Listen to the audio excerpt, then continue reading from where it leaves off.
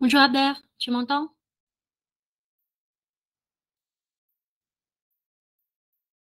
Bonjour Abder. Est-ce Ça- que tu peux parler juste pour voir si Allô, un 2 1, 2. M'entends-tu? c'est bon? Très Oui. bien, On a parfait. déjà quelqu'un qui est là? Oui, oui, oui, c'est une des personnes qui est inscrite. Nickel. Bah bonjour, c'est Bertrand, j'imagine, vu le début du mot. Bonjour Bertrand. Ah, alors, attends, il faut que j'active la parole parce que sinon on ne peut pas parler, le pauvre. Alors, activer la voix. Pour pouvoir parler, parfois il faut sortir de la conférence et rejoindre pour pouvoir parler. Ça, c'est un tout petit détail. Il est là 3 fois.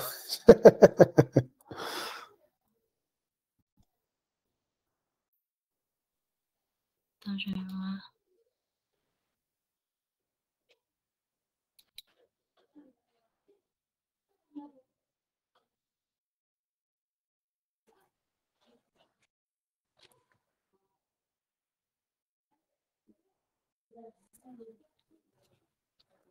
Tu vas bien sinon? Bah écoute, ouais, là c'est télétravail, donc ça permet de faire d'autres choses. Le boulot, bah, Super, c'est... Ah pardon? super. Et après le boulot lui-même, bah là ça va faire 2 ans que je suis là, donc je connais forcément. On a toujours des deadlines, des enjeux. Pour le coup, c'est pas du réglementaire, contrairement à ce qu'on verra. C'est un sujet que je connais moins. C'est sur le cash management, sur, sur la messagerie bancaire. C'est un sujet très intéressant. C'est pas mon domaine de prédilection, mais c'est toujours bien de faire autre chose. Et toi, tu as démarré ou pas? Je n'ai pas encore démarré, c'est dans 2 semaines. D'accord, d'accord. J'arrive tout de suite. Je t'en prie. Alors bonjour à tous, hein, si vous m'entendez. Enfin, vous êtes deux, je crois.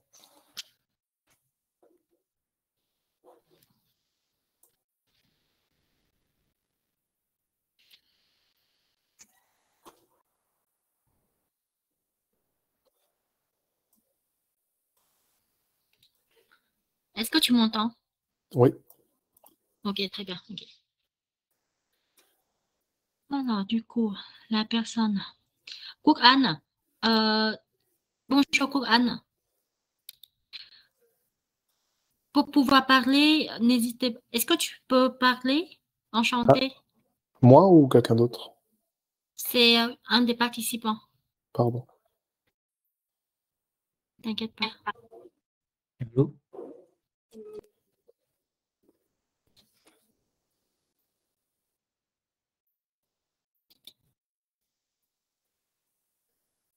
Il nous reste encore du temps. Bonjour. Si vous avez des questions. Ne les posez pas. Évidemment, un max de questions, hein. Il n'y a pas de mauvaises questions. On est là pour partager les choses. Cela va sans dire. Exactement. Je peux Bonjour, pas partager mon écran. bonjour Courane. Bonjour. Non, non, c'est pas grave, je vais partager. Ah, d'accord. Là, on t'entend, mais du coup, Bertrand, est-ce que vous arrivez à parler?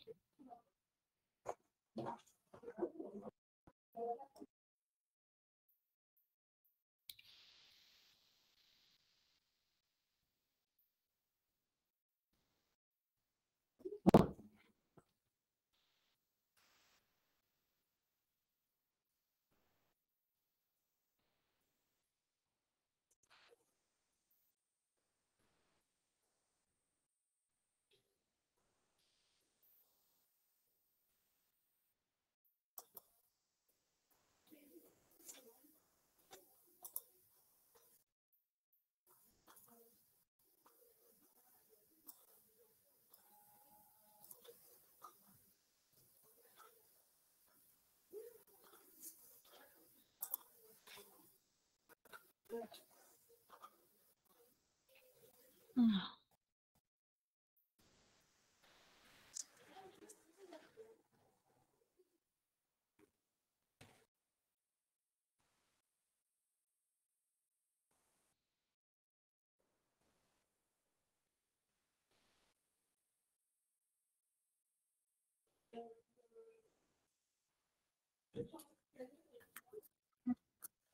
Ah, on te voit.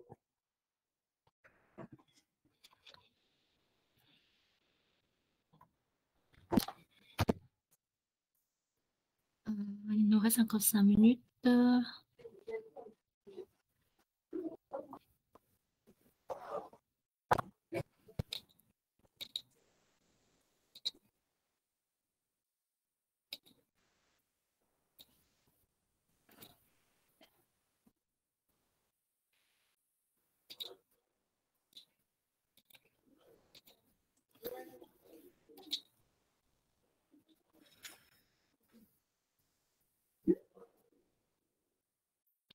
Donc, du coup, là, c'est les slides.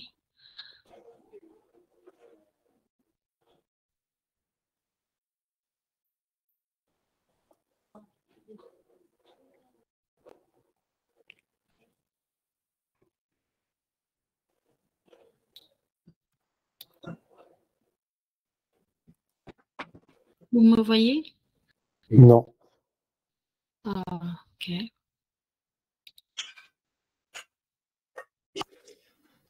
Là, c'est mieux. Je me vois 2 fois, je sais pas si c'est normal. Là, je te vois, c'est bon. Non, pas bien.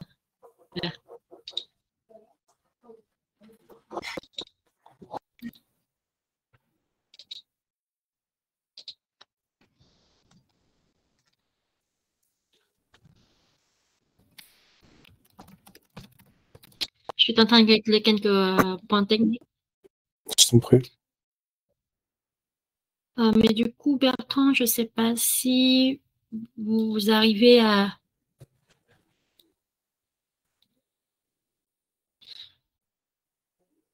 Vous êtes toujours avec nous, Bertrand? On dirait qu'il se connecte, je vois que ça tourne.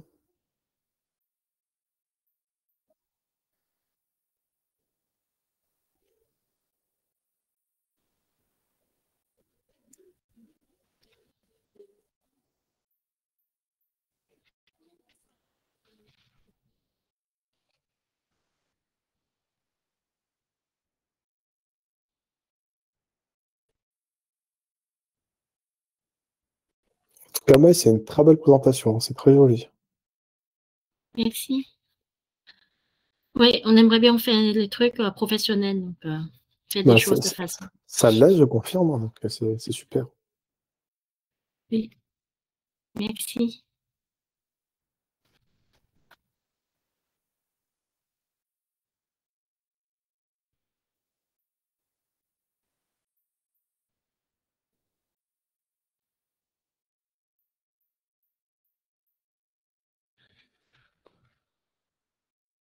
Là, il nous reste 2 minutes.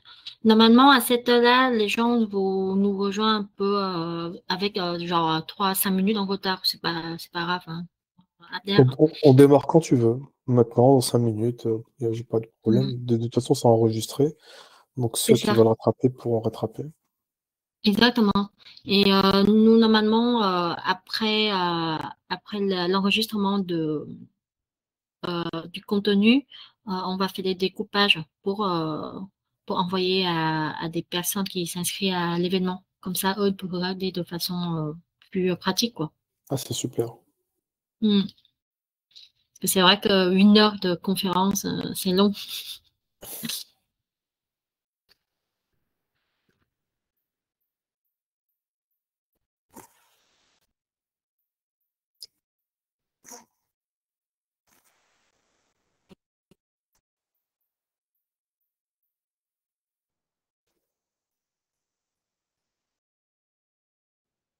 Voilà. Bertrand. Je vois.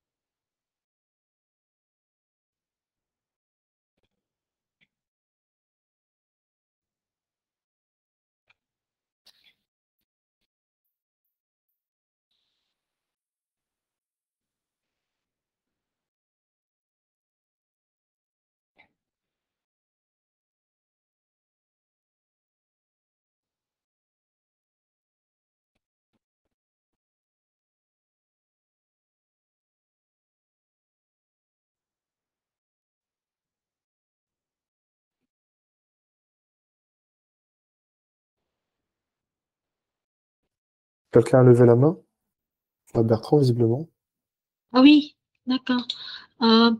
Bertrand, vous pouvez mettre dans la conversation. Normalement, j'ai déjà activé votre parole. En fait, à votre gauche, il y a un endroit qui s'appelle conversation ou dans QNR. Bonjour. Vous pouvez envoyer les questions ici.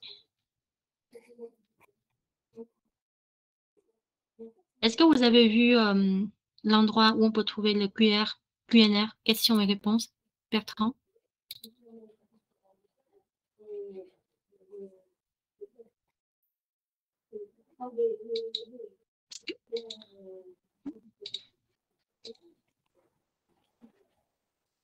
Je vous entends toujours. Hein. Bonjour Thomas. Bonjour Thomas. Salut Maï, tu m'entends? Oui, on vous on t'entend. Là, pour le coup, je ne sais pas pourquoi, mais Bertrand, il n'arrive pas à envoyer les messages. Normalement, vous voyez là où il y a le QNR, c'est ça? Vous avez pu voir, vous avez reçu tous les messages que je viens d'envoyer? Oui, moi je les ai vus. Ouais.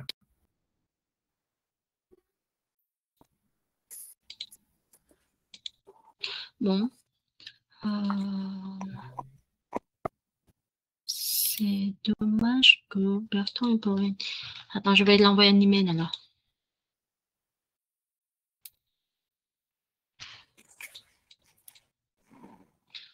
Je vous propose qu'on démarre dans 3 minutes, d'accord? Ok. Merci. Conférence.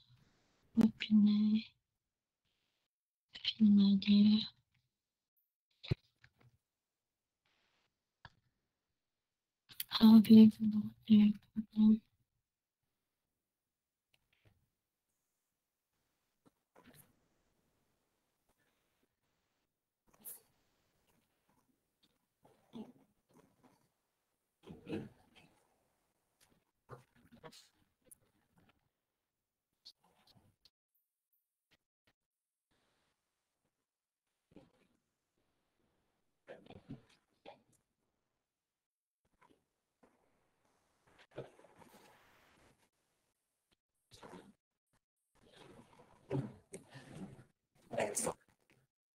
Est-ce que vous me voyez toujours?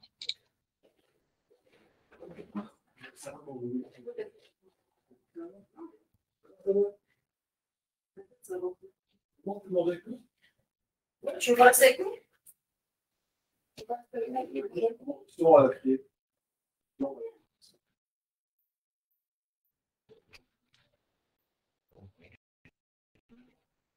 L'écran, Maï, tu veux dire? Ah oui, là c'est bon, on te voit. Ok, Oui. là c'est bon.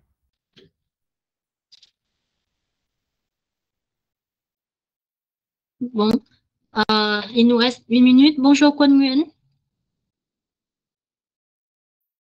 Je vais activer la parole. Bonjour Kangwen. Bonjour Quan, pour envoyer les messages, ah oui, c'est bon. En fait, pour quelques détails techniques, à votre droite, à gauche de l'écran, il y a un endroit qui s'appelle QNR. C'est là où vous pouvez envoyer les questions. Si vous avez des questions durant le webinaire. Et là, si vous avez besoin, je peux très bien activer votre micro. Par contre, il faut juste que vous sortez de la conférence et rejoindre pour pouvoir parler. Ça, c'est un tout petit détail technique en fait. Bon, bah, c'est l'heure. Je vous propose qu'on démarre notre webinaire, d'accord? Let's go. Oui. Bienvenue à notre webinaire au sujet le rôle du Product Owner dans les projets financiers et bancaires entre technique et finance organisés par Finaidir. On est aujourd'hui à notre invité, M. Abdelrazak Lazane. Il a environ une vingtaine d'années dans le métier et notre sujet aujourd'hui, c'est pour explorer ses responsabilités en tant que product owner dans les différents projets financiers chez BNP Paribas ou chez Odo BHF. Et bien sûr, avec 20 ans d'expérience, Abdelrazak a sûrement beaucoup de choses à nous partager, n'est-ce pas? En effet, en effet. Donc, je peux démarrer? Oui, avec Super. plaisir. Donc, bonjour à tous. Merci Maï pour ton invitation pour ce bel événement en FinID. Merci à tous pour votre présence. Donc, je vais commencer par démarrer, par revenir sur mon parcours professionnel. Donc, je commence par l'académique également. Je pense que ça peut être intéressant, Maï, ma Oui, bien formation sûr, initiale. on va rester sur le parcours Très bien. académique, oui.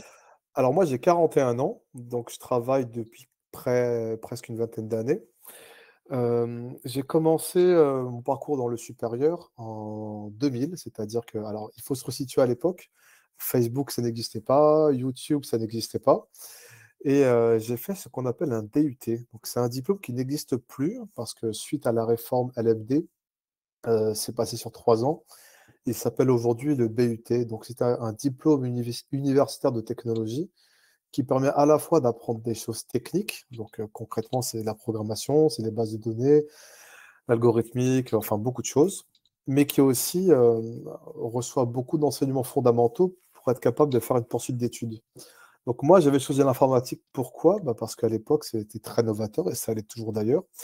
On n'imaginait pas comment est-ce que ça deviendrait au jour d'aujourd'hui, quand on voit les réseaux sociaux, l'IA générative, enfin même le metaverse, tout ce qui peut se développer.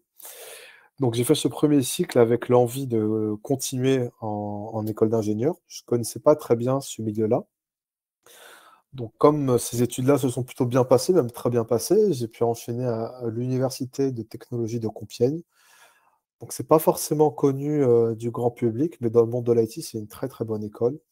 Moi, j'aime bien citer l'INSA Lyon en référence. Bah, nous, on est à peu près pareil, quoi. On est vraiment juste derrière, dans un cycle ingénieur de 3 ans. Enfin, très, très enrichissant, puisque bah, je vivais plus chez papa-maman, j'étais en province. J'étais mélangé avec des gens de toutes origines. J'ai pu faire beaucoup d'expériences associatives, donner des cours dans des prisons, par exemple, ou faire des sports que je connaissais pas, faire de l'aviron, rencontrer des gens de tous les pays. Euh, la scolarité dans cet établissement est vraiment très intéressante puisque les étudiants sont engagés sur ce qu'ils font, c'est-à-dire qu'on choisit nos cours nous-mêmes en étant responsable, il ne s'agit pas de prendre n'importe quoi. Et puis, c'était de belles opportunités pour avoir des stages. Mon premier stage, j'avais 21 ans pour la Société Générale. Je me souviens, j'étais rémunéré à 650 euros, c'était pas mal pour l'époque. Et j'étais intégré au sein d'un support back-office sur les options et les futurs, ce sont des produits dérivés. On reviendra peut-être là-dessus tout à l'heure. Et puis mon deuxième stage, mon projet de fin d'études qui a duré 1 an en Angleterre, à Londres pour Parexel, une boîte de biochimie qui fait des médicaments. Et je m'occupais du groupware de gestion de stock sur du Domino Designer. Donc en synthèse, ma formation initiale, elle est vraiment IT pure, autour de la programmation, mais aussi d'autres éléments comme la gestion de projet, des langues étrangères. J'ai même appris le japonais pour tout vous dire. Bon, depuis, j'ai vraiment oublié parce que je n'ai pas pratiqué. Et c'était une expérience formidable. Je suis rentré sur le marché du travail en 2006. Alors, je suis entré dans ce qu'on appelle à l'époque des SS2I. Aujourd'hui, on dit des ESN. Donc, je vais faire comme si personne ne savait ce que c'était, puisque je ne sais pas quel est le niveau de connaissance des participants. Une SS2I ou une ESN, c'est un cabinet dont j'étais salarié et je fournissais des prestations informatiques pour des clients. Donc l'intérêt, c'était que la partie commerciale, la partie avant-vente, vente, c'était eux qui le prenaient en charge. J'étais envoyé en mission, sur des missions qui durent en règle générale 3 ans. Et les périodes qu'on appelle intercontrat, quand il n'y a pas de mission, bah, j'étais quand même rémunéré. Donc c'est plutôt une situation très intéressante, qui n'est pas forcément connue du grand public. Et pourtant, il faut savoir qu'il y a beaucoup de travail. Je me souviens, la première boîte qui m'a embauché, qui s'appelait Logica, Unilog à l'époque, était prête à prendre des gens pour peu qu'ils avaient une formation un peu scientifique et les former sur le tas. Donc ma carrière qui a duré près de 20 ans, on peut la couper vraiment en 2 parties. Il y a la partie où j'étais autour de la BI et la partie où je suis autour de la finance. La partie autour de la BI, c'est ce qu'on appelle la business intelligence. La business intelligence, c'est un domaine qui va porter sur l'aide à la décision. C'est pour ça qu'on parle d'intelligence business ou métier. Ça peut être par des tableaux de bord, ça arrive à fournir les bonnes données. Donc, c'est déjà très orienté data. J'ai été amené à manipuler des notions comme une probabilité de défaut que je ne connaissais pas forcément au début, puis qu'ensuite, avec le temps, j'ai appris à connaître et à maîtriser. Donc, durant ces premières années, comme indiqué, j'étais d'abord développeur sur ce qu'on appelle un ETL d'IBM, InfoSphere Data Stage.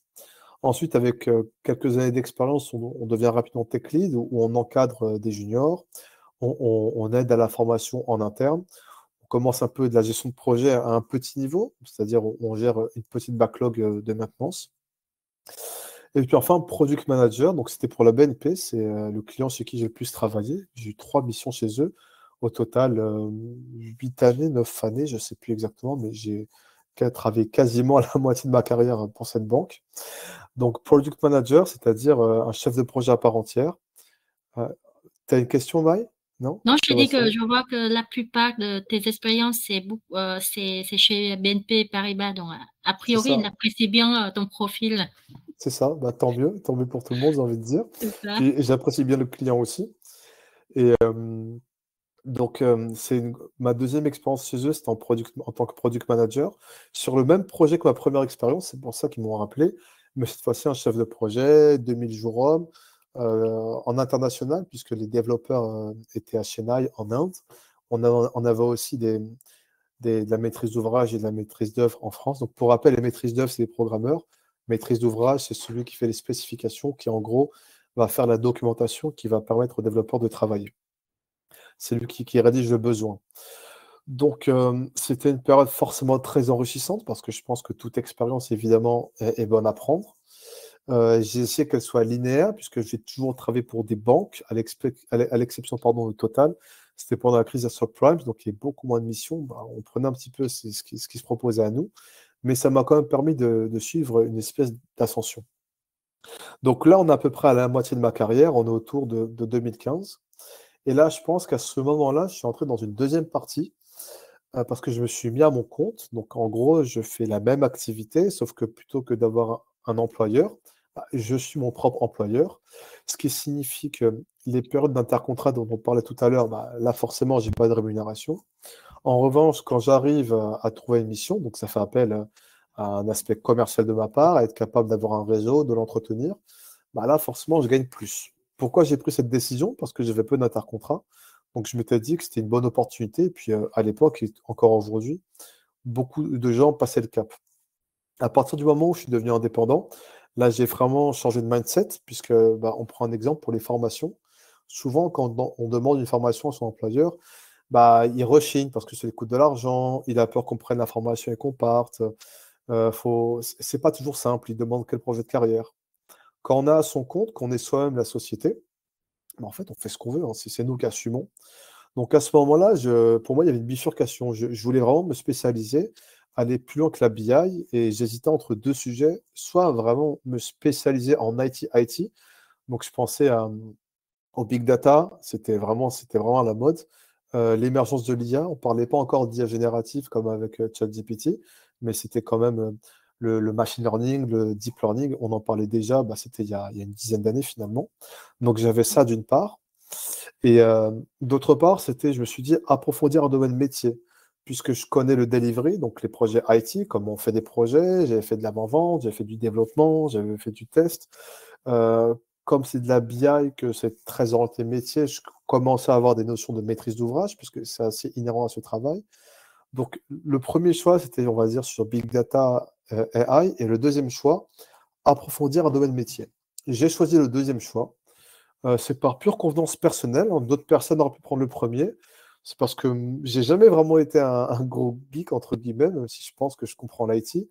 Moi, ce que j'aime, c'est comprendre le besoin final. Donc, naturellement, je me suis orienté vers le métier. J'ai été faire un master en finance à la Sorbonne, précisément à l'IAE de Paris. Donc, c'est la business school qui est affectée à la Sorbonne, Paris 3. C'est à côté de la bibliothèque François Mitterrand. En finance, on distingue souvent la finance de marché de la finance d'entreprise. Donc, la finance de marché, c'est tout ce qui va être sur les marchés, le financement, le refinancement, les actions, la couverture, la gestion d'actifs. Et la finance d'entreprise, c'est tout ce qui va être sur la gestion bancaire, sur la LM, je pourrais en parler rapidement ensuite, sur tout ce qui va tourner vraiment autour de l'entreprise en elle-même et pour moi des banques en particulier. Donc ce master que j'ai fait en formation continue sur 2 ans m'a permis de voir les 2 volets. C'était très intense, on avait cours tous les mercredis soirs et un samedi par mois, des cours très riches puisque ça couvrait les 2 parties. Et c'était vraiment, comment dirais-je, bien synchronisé pour moi parce qu'en parallèle, j'ai été en mission pour la BPI, la Banque publique pour l'investissement. Donc c'est une banque qui est bien connue des entrepreneurs, qui est moins connue du grand public. En gros, c'est la banque qui va aider n'importe quelle personne qui a un projet ou qui a des jeunes entreprises à avoir des financements, à exporter à l'étranger, à avoir des garanties, à avoir des assurances, beaucoup de choses pour l'aider à développer son activité, puisque c'est un organisme, on va dire, parapublic. Le président Nicolas Dufour, qui est nommé soit en Conseil des ministres, soit par décret par le président, je ne sais plus exactement, mais il est nommé tout en haut. Ça a été une expérience très intéressante, puisque là, j'ai travaillé en maîtrise d'ouvrage sur la LM. Donc, je ne connais pas le niveau de finance des participants, mais si je dois simplifier la LM, donc Asset Liability Management, quand on traduit en français, c'est la gestion d'actifs et de passifs. C'est propre seulement aux banques, c'est une discipline qui provient de la crise des subprimes. En gros, c'est contrôler le bilan, c'est écouler le bilan de la banque dans le futur et regarder combien elle va prêter, combien elle va emprunter, puisque la banque, c'est l'intermédiateur de référence. Elle passe son temps à prêter, emprunter, prêter, emprunter. Et l'idée, c'est de voir si elle va avoir des problèmes de refinancement. On a passé le risque de taux, parce que nous, en tant que particulier, quand on fait des emprunts, c'est à taux fixe. Et d'ailleurs, on est l'un des rares pays d'Occident à le faire. Mais les banques, quand elles se refinancent, c'est un taux variable. Donc, ça fait un delta entre les deux. On parle de risque de taux. Puisque si mon taux variable devient supérieur à mon taux fixe, bah, je perds de l'argent. Il y a le risque de liquidité, c'est en écoulant l'actif et le passif de la banque, bah, on est capable d'anticiper sur des potentiels problèmes de trésorerie et on regarde des actions de refinancement. Donc, vous voyez tous les termes que je viens d'évoquer. Je ne sais pas si vous suivez ou pas. Moi, à l'époque, je les ai appris sur le tas, je ne les connaissais pas. Avec le master en finance, j'ai pu consolider ça. Donc, à ce moment-là, on pouvait dire que je commençais à avoir un profil technico-fonctionnel. C'est là que je commençais à travailler en tant que product owner à part entière autour d'une méthodologie agile, mais ça, je pense qu'on va y revenir juste ensuite. Et c'était une très belle mission qui a pu ensuite déboucher sur une autre mission chez Odo BHF. Là encore, c'est un client, c'est une entreprise qui n'est pas connue du grand public pour la simple et bonne raison qu'elle ne fait pas de banque de détail. Elle travaille dans 3 grands domaines, l'asset management, la BFI ou CIB et la banque privée. Alors, en quelques mots, la banque privée, c'est pour les riches, c'est ce que je vous souhaite à tous. Quand vous avez beaucoup d'argent, vous n'allez pas chez la même banque que tout le monde, vous allez en banque privée où il y a des solutions dédiées à vos besoins, notamment en gestion du patrimoine. L'asset management ou gestion d'actifs, si vous connaissez les OPCVM, si vous connaissez les unités de compte pour les assurances, c'est un package qui est géré par un gérant qui va investir en bourse votre argent avec pour objectif de récupérer de la performance, donc de la plus-value. Il vous reverse une partie, il se reverse une partie pour lui, c'est comme ça qu'il se refinance. Donc, c'est faire des portefeuilles d'investissement. Et le troisième, c'est la BFI, donc c'est la Banque Financement et Investissement. C'est toutes les actions, il y a vraiment différents types que peut avoir une banque sur les marchés. Donc, c'est prêter, emprunter, acheter, vendre, c'est garantir le niveau de liquidité d'un titre. Liquidité, ça veut dire qu'il y en a assez pour être acheté, pour être vendu. C'est tout ce que peut faire la banque dans ces sujets-là. Donc, j'étais chez Odo BHF, j'ai continué à travailler dans le domaine du risque, puisque c'est vrai que je n'ai pas dit, quand j'étais à la BNP, je travaillais sur le risque de crédit, sur le COREP. Le COREP, c'est lié à la réglementation de la Banque Centrale Européenne qui oblige les banques à avoir un certain niveau de solvabilité. Pour faire simple, si la banque prête 100, il faut qu'elle ait 5 ou 7 dans ses comptes. Il faut qu'elle ait de l'argent pour qu'en cas de crise, elle ait les reins solides. Quand je suis arrivé chez Odo BHF, donc pour revenir à ça, j'ai repris sur le risque de crédit, mais plus d'un point de vue reporting vers le superviseur, l'ACPL. C'est l'agence de conseil prudentiel et de résolution vers lesquelles les entreprises ou seulement les banques, je crois que c'est que les banques, font des reportings sur le risque de crédit, sur le risque de marché de l'activité du groupe Odo BHF, et aussi sur la partie compliance, la partie réglementation pure, sur du reporting lié aux produits dérivés, donc SFTR et EMIR. SFTR, c'est les prêts-emprunts et les repos. C'est de l'OTC, c'est du gré à gré, donc entre la banque et ses contreparties, d'une part. Et EMIR sur tous les produits dérivés de façon générale. Comme vous imaginez bien, les activités de banque, on se souvient de la crise de 2009, peuvent faire, sont critiques. Donc, il est indispensable que le régulateur, la BCE, suive ces activités et garantit que le risque est maîtrisé. Aujourd'hui, je continue à travailler en tant que product owner pour la BNP. Je suis revenu sur de la messagerie bancaire. Alors, c'est un projet qui est assez confidentiel, je ne peux pas trop en parler. Ce que je peux dire, c'est que c'est la refonte d'un système de paiement, le paiement SWIFT. Je pense qu'on a tous entendu parler, ou si vous connaissez CEPA, c'est à peu près similaire. Et on est en train de le refaire à zéro, donc on est assez avancé. C'est un projet d'envergure, puisqu'il y a une contrainte de performance forte, de disponibilité forte. On doit gérer 20 millions de messages par jour. Sur ce projet, j'ai fait différentes choses. J'ai été donc product owner à part entière. J'ai aussi fait des spécifications. J'étais affecté à la partie core, donc vraiment la partie processing, sur comment est-ce qu'on va gérer la compliance. Donc, c'est l'embargo, c'est les sanctions, c'est-à-dire qu'il y a des Les contreparties. fraudes et tout. Exactement, il y a des clients avec lesquels on n'a pas le droit de travailler. Typiquement, avec l'Iran, c'est une règle qui a été définie, c'est interdit de faire du deal. On n'a pas le droit de dealer des dollars avec l'Iran, sinon on a des problèmes avec les États-Unis. Il y a déjà eu des amendes pour ça. Si je me souviens même, BNP avait une très grosse amende, je crois il y a une dizaine d'années. Les sanctions, faut savoir que, l'anti-blanchiment, vous devez savoir que si demain vous allez retirer trop de liquide depuis votre compte en banque, perso, ou si vous faites trop de dépôts en liquide, votre banquier peut appeler Tracfin, il peut vous signaler au fisc, vous pouvez être auditionné, on va vous demander pourquoi, d'où vient cet argent, où est-ce qu'il va. Moi, j'ai un ami à moi, on lui a fermé son compte parce qu'il avait sorti trop de cash. Donc c'est très suivi, et nous aussi, dans le cadre de ces paiements, notamment, on le suit. Donc ça, c'est pour l'aspect réglementaire.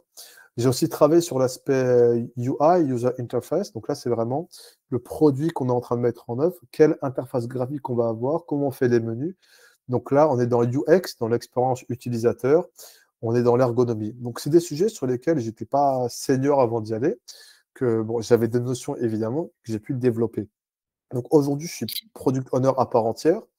La valeur ajoutée de mon profil, comme vous l'avez compris, c'est que c'est une double compétence à la fois IT, à la fois finance, avec un gros focus sur le risque et la compliance, en particulier le risque de crédit.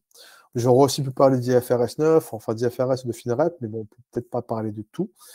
Et j'ai continué aussi dans un MBA, où c'est là qu'on s'est rencontrés avec Mai pour pouvoir aller sur un projet personnel, pour pouvoir apprendre d'autres choses sur le marketing, sur la stratégie, pour être mis à niveau sur des problématiques très contemporaines, la transformation digitale, la transformation écologique, et aussi une expérience humaine où on est confronté à des gens tellement différents en termes d'état d'esprit, de nationalité, de secteur, de poste. Il y a des directeurs, il y a vraiment de tout. Et c'était très, très enrichissant. Donc, pour revenir là sur le rôle du product owner, le product owner, ça appartient à... Est-ce qu'il y a des questions jusque-là, juste pour savoir où tout va bien? Enfin, tout va bien. C'est sûr que tout va bien, mais Maï, il y a des questions? Peut-être, je pense que c'est intéressant de faire un petit résumé sur le rôle d'un product owner en général. Ça, j'y viens tout de suite. Super, d'accord. Alors, donc, le product owner, il fait partie de ce qu'on appelle les méthodes agiles. Donc, pour comprendre d'où viennent les méthodes agiles, il faut juste prendre un petit peu de recul. Les méthodes agiles, dans la théorie, on en parle depuis des décennies. Concrètement, on les applique en entreprise depuis une quinzaine d'années, je pense, peut-être 20 ans. Alors, d'où ça vient les méthodes agiles? Dans l'ancien monde, dans ce qu'on appelle le cycle en V, donc n'importe qui, vous tapez cycle en V dans Google, vous retrouverez, c'est pas bien compliqué, c'est les méthodes classiques qu'on apprenait même à l'école. On fait un cahier des charges, on a des spécifications, donc des besoins qu'on va définir le jour J. Et puis, on va dire, dans un an, ces besoins auront été développés dans un produit. Donc, vous voyez, là, je ne parle même pas d'IT, même si ça vient du monde de l'IT, c'est applicable à tous les secteurs. C'est partir d'un grand cahier des charges et arriver à un produit à la fin. Le problème, c'est qu'il y a un an qui se passe. Et pendant cette année, on a ce qu'on appelle l'effet tunnel. Vous savez, comme quand une voiture elle rentre dans un tunnel, quand on voit de haut, on ne sait pas où est-ce qu'elle en est. Donc, pour le top management, pour les pilotes, pour les PMO, pour tous ceux qui veulent suivre l'activité, Ils n'ont aucune visibilité durant 1 an de projet. Ils ne savent pas est-ce qu'on est en retard, est-ce qu'on en avance, qu'est-ce qu'on a fait, qu'est-ce qui va bien, qu'est-ce qui ne va pas bien. Donc ce premier effet tunnel, c'est quelque chose de très problématique. Et le deuxième, c'est que un projet, il vit, une réglementation, elle vit, des besoins utilisateurs, ils vivent. Donc si on prend le cahier des charges tel qu'il est défini le jour J, sur une année, à la fin, ça a évolué. Qu'est-ce que ça veut dire? C'est qu'au bout de 1 an, on va livrer un produit pour lequel on n'aura eu aucune visibilité sur l'avancement durant 1 an et qui répondra à des besoins d'il y a 1 an, donc des besoins qui seront dépassés, qui seront out of date. C'est pour ça que les méthodes agiles ont été mises en place. Les méthodes agiles sont là pour être réactifs. Donc, plutôt que de partir d'un gros cahier des charges qu'on va prendre beaucoup de temps à mettre en œuvre, et je répète, ce n'est pas propre qu'à l'IT, c'est applicable dans tous les domaines, on va agir par petites fonctionnalités. L'intérêt, c'est d'avoir ce qu'on appelle des sprints, c'est des périodes de 1 semaine, 2 semaines, 1 mois, où on va dire, bon, on va commencer par cette fonctionnalité, on la met en œuvre, on la teste, on la présente, on présente le produit à l'utilisateur final, aux parties prenantes. Ensuite, il est content, il n'est pas content. En règle générale, il est content, on s'arrange pour quand même. Et on passe à la suite. L'intérêt de travailler par fonctionnalité, c'est d'être réactif. Si, durant l'année du projet, il y a un besoin qui change par rapport à l'origine, on est capable de le prendre en considération dans la folie. Donc ça, c'est ce qu'on appelle l'effet tunnel. La spécificité en banque finance, alors là, c'est intéressant, c'est que en banque en finance, on a évidemment beaucoup de réglementations. Tout à l'heure, j'ai parlé de la BCE, j'ai parlé de la CPR. Il y a aussi l'ESMA pour SFTR-EMIR. Il y a beaucoup de réglementations qui sont à suivre, c'est assez lourd. Et qui dit réglementation dit deadline. C'est par exemple, quand on a mis en place SFTR sur la partie asset management, il fallait être prêt pour septembre, je crois que c'était 2021 ou 2022, je ne sais plus, dans 2021. Il faut être prêt ce jour-là. Si la banque n'est pas prête, elle peut prendre des amendes. Donc là, pour le coup, les méthodes agiles sont un peu adaptées, parce que ce qu'il faut comprendre des méthodes agiles, c'est qu'elles ne sont pas adaptées à tenir des jalons. Pour les comparer avec les méthodes d'avant, dites de cycle en V, le cycle en V, c'est quoi? C'est de dire, je veux être prêt pour tel jour, donc ça peut être dans 1 an, dans 2 ans, et je veux que tel cahier des charges soit fait. Donc la résultante, c'est quoi? On va définir le dispositif. On va dire que pour arriver à telle date, pour prendre tel besoin en charge, tel cahier des charges, il nous faudra une équipe de 15 personnes avec tel profil senior, tel profil junior, un marketing, un product owner, un développeur, peu importe. Ça, c'est le monde d'avant. Il permettait de garantir une deadline. Les méthodes agiles, elles ne sont pas du tout faites pour ça. Les méthodes agiles, elles partent du fait que le dispositif, que l'équipe, elle est déjà fixe. J'ai une équipe de 15 personnes, très bien. Cette équipe de 15 personnes, qu'est-ce que je peux lui donner comme fonctionnalité? Qu'est-ce qu'elle va faire? C'est une vision très court-termiste. Quand on fait de l'agile, on ne se projette pas sur l'année. On se projette sur le prochain sprint ou éventuellement sur les prochains sprints. Ce que ça veut dire, c'est que ce n'est pas adapté pour tenir des deadlines. Or, la réglementation, le réglementaire, c'est les deadlines. Donc moi, ce que je constate dans mes différentes missions, c'est qu'on fait de l'agile, mais on l'arrange un petit peu. C'est plus vraiment de l'agilité. On fait du cycle en V en utilisant les outils, notamment Jira et les méthodologies de l'agilité. Donc les méthodologies les plus connues, c'est quoi?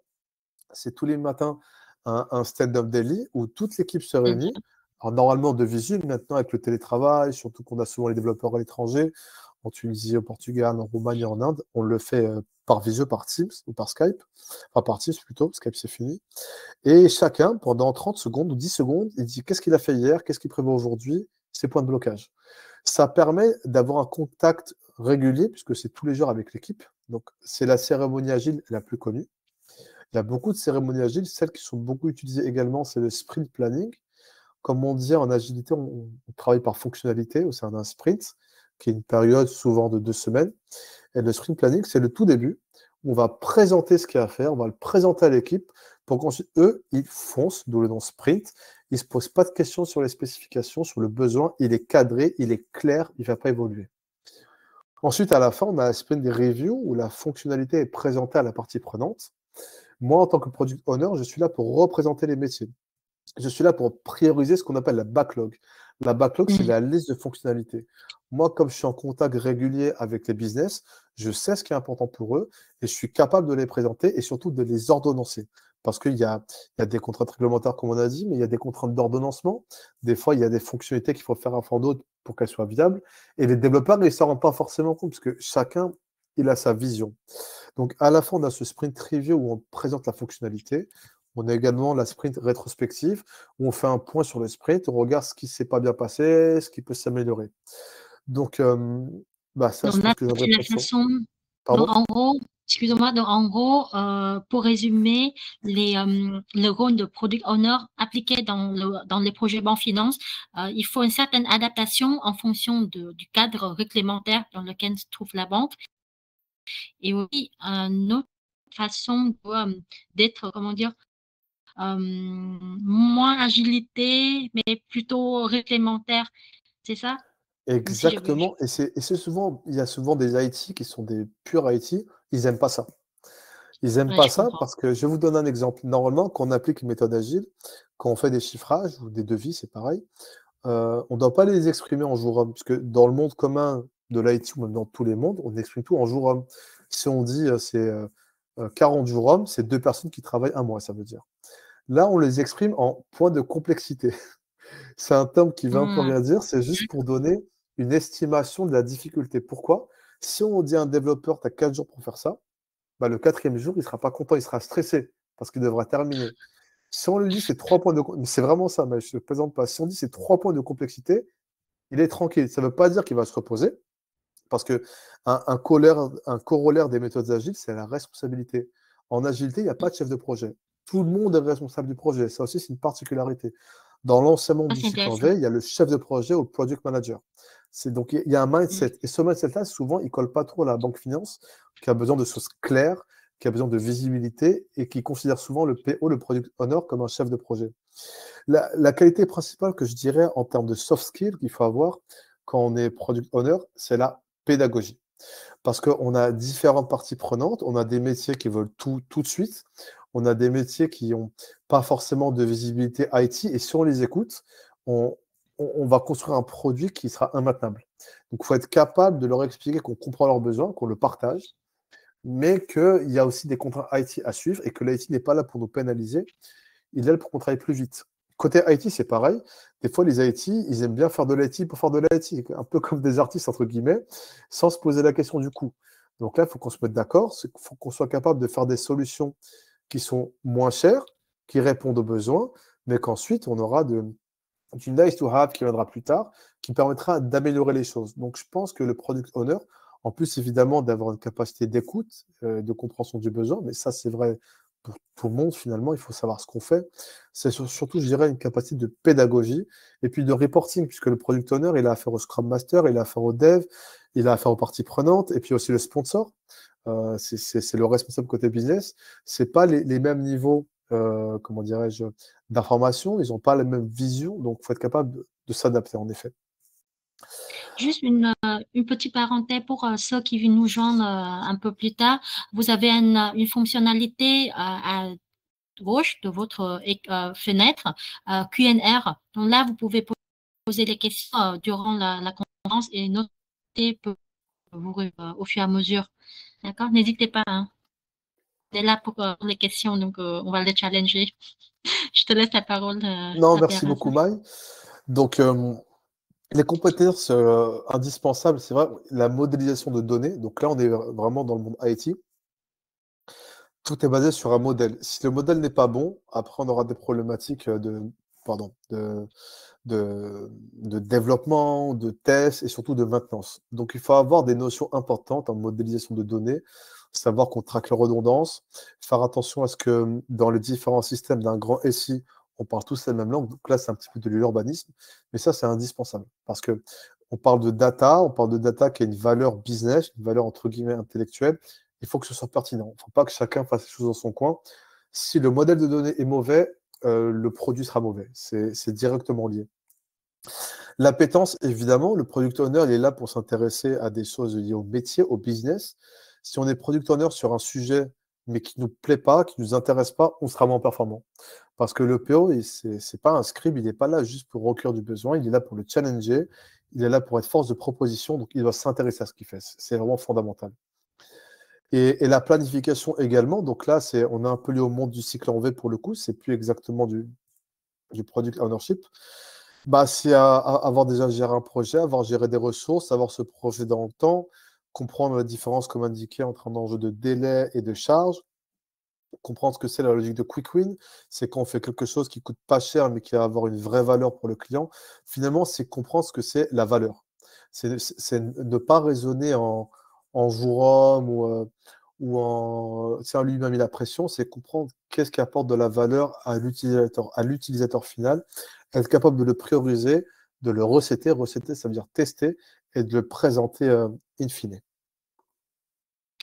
Et par rapport à toutes tes expériences, est-ce qu'il y a des moments que tu rencontres les défis qui sont un peu challenging que tu peux nous partager? Alors, lié à l'agilité ou de façon générale? En tant que dans le rôle de product owner, parce que c'est le sujet aujourd'hui. Après, voilà, si tu as d'autres exemples de l'agilité, je pense que ça va être intéressant pour notre audience.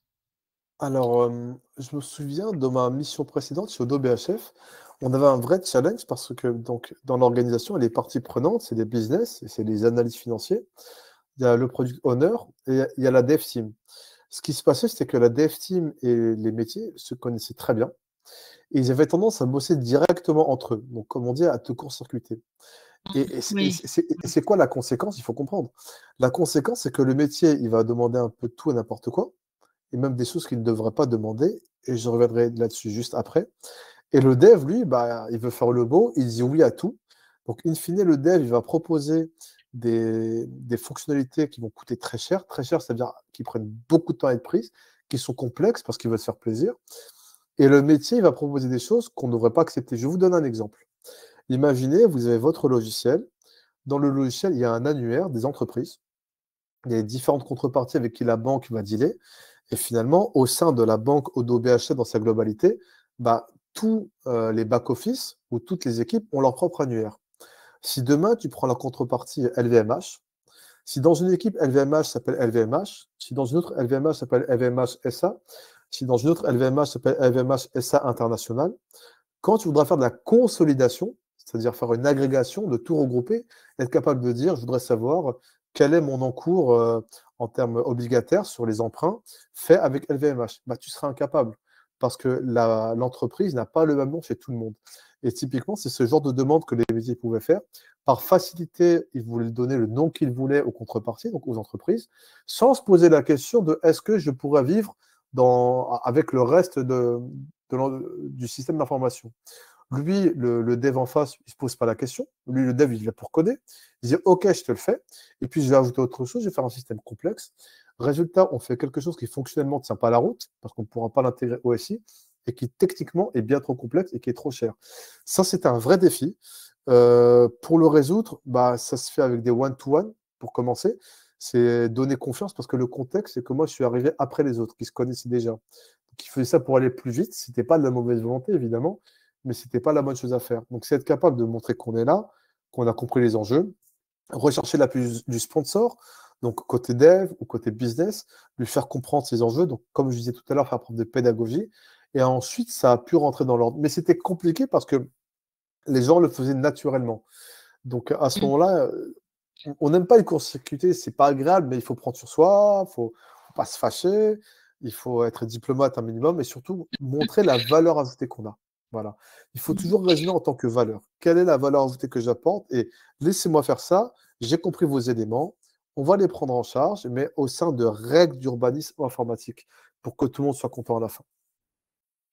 Cet exemple, c'est très intéressant dans le sens où ça permet à les personnes qui viennent de joindre dans le monde financier ou même en gestion des projets en général, surtout c'est quelqu'un qui vient d'arriver dans un nouvel environnement, de s'adapter et réconcilier entre les deux équipes, équipe de métier et équipe IT, qui sont, comme tu dis, déjà en contact avant.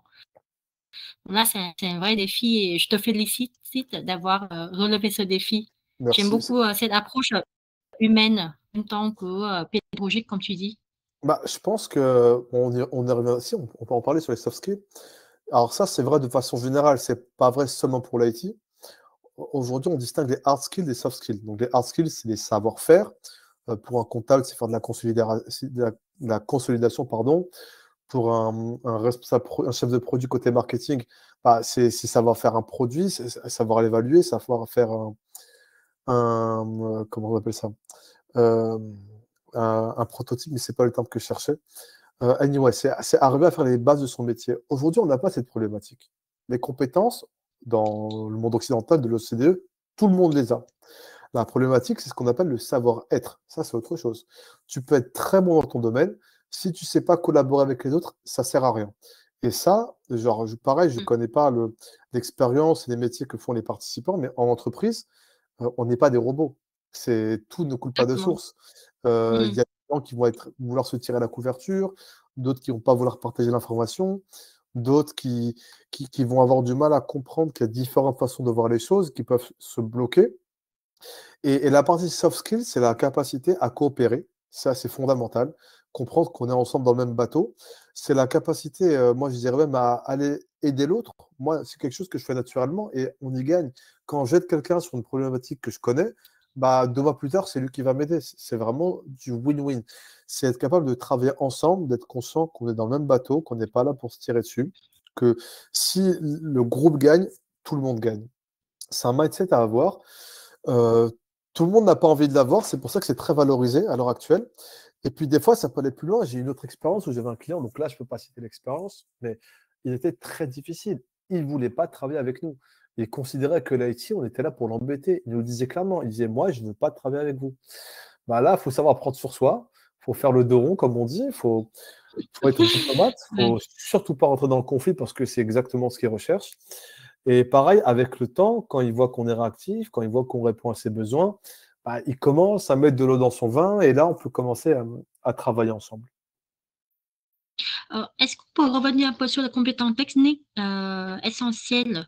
On a beaucoup parlé des soft skills, ça je suis totalement d'accord avec toi, ça permet d'adapter dans différents contextes, mais par rapport à toute la partie compétences techniques, quelles sont les compétences techniques essentielles pour toi, pour un product owner dans le secteur financier? Alors, je Et pense toi, qu'on tu en a utilises... parlé. On a parlé de la Oui, modélisation de données par rapport au système d'information.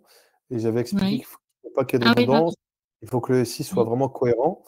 Mhm. J'ai parlé d'appétence sur le sujet, puisqu'il faut vraiment aimer le domaine métier. Si on est juste là pour prendre des notes, ce n'est pas la peine. Et l'aspect planification, même si en agilité, on n'est pas censé faire de la planification, dans le monde de la banque et de la finance, les sponsors ont besoin d'avoir des dates. Ils ont besoin de savoir ça sera après quand. Ils ont besoin de savoir est-ce qu'on est à 40%, 60%. Donc les hard skills, je dirais, c'est nécessairement avoir une expérience en IT.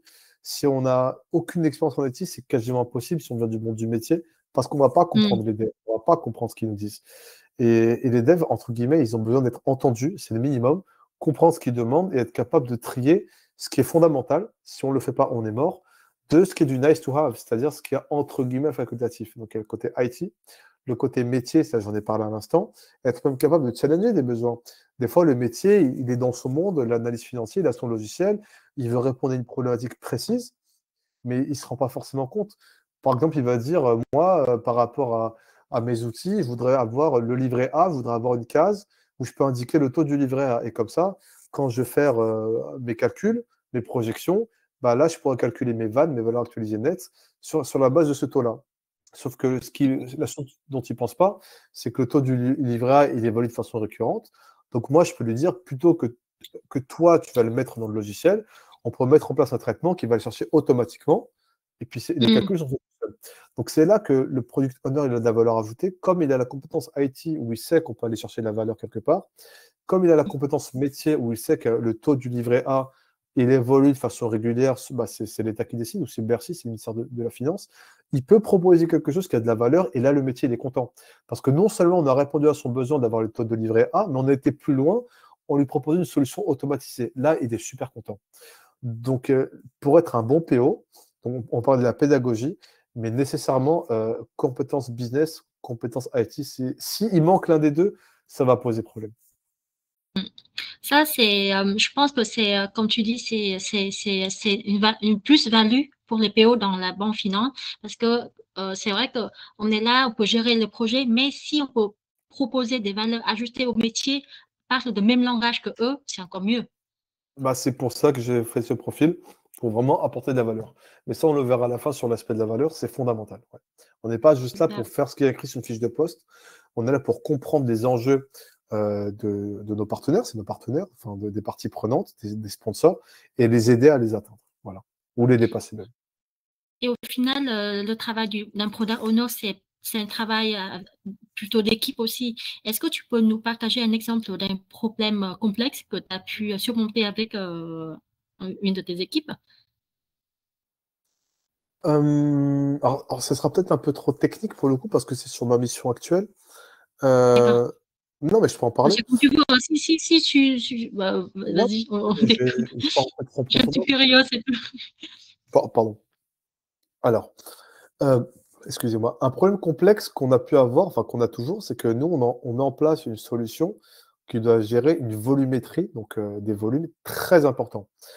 Et on doit mettre en place une solution de ce qu'on appelle de la résilience, c'est-à-dire que si jamais l'outil est mis hors service, on doit être capable de reprendre tout ce qui était perdu. C'est fondamental.